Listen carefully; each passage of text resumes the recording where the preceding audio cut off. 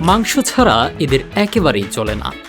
এদের সকালের নাস্তা থেকে শুরু করে রাতের খাবার, প্রতিবেলাতেই খাবার প্লেটে থাকে বাহারি রকমের মাংস। তীব্র শীতে শরীর সচল রাখতে মাংসই তাদের প্রধান শক্তি। মঙ্গোলিয়ার মানুষের এই খাদ্যাভ্যাস কেবল খাবার নয়, বরং কঠিন প্রকৃতির সাথে বেঁচে থাকার এক অনন্য কৌশল। মঙ্গোলিয়ার -40°C ঠান্ডায় শরীরের তাপমাত্রা ধরে রাখতে প্রচুর শক্তির প্রয়োজন। মাংসের উচ্চ প্রোটিন ও চর্বি সেই শক্তি যোগায়, যা অন্য কোনো সাধারণ খাবার থেকে পাওয়া সম্ভব নয়। এখানে চাষাবাদের জন্য প্রয়োজনীয় উর্বর মাটি বা বৃষ্টিপাত নেই, তাই শস্য ফলানো কঠিন।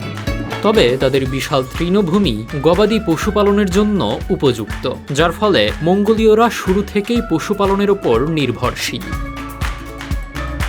মঙ্গোলিয়ার ৩৫ লাখ জনসংখ্যার তুলনায় গবাদি পশুর সংখ্যা প্রায় ১৭ গুণ বেশি।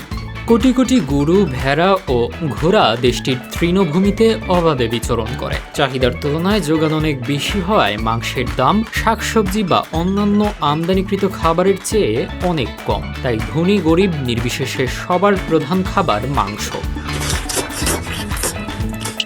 আমাদের ভিডিওগুলো নেত্রকোনা থেকে দেখছেন সাফায়েত, যশোর থেকে দেখছেন ইমন, আবির দেখছেন সাতক্ষীরা থেকে, নারায়ণগঞ্জ থেকে দেখছেন মোহাম্মদ আকাশ এবং খুলনা থেকে দেখছেন আসিয়া। আপনি কোথা থেকে দেখছেন তা জানিয়ে দিন কমেন্ট বক্সে। চারণভূমির খোঁজে তারা যাযাবরের মতো ঘুরে বেড়ায়। এই ভ্রাম্যমাণ জীবনযাত্রা পশুদের সুস্থ রাখার পাশাপাশি প্রতিকূল পরিবেশে মানুষের টিকে থাকাকে সহজতর করেছে।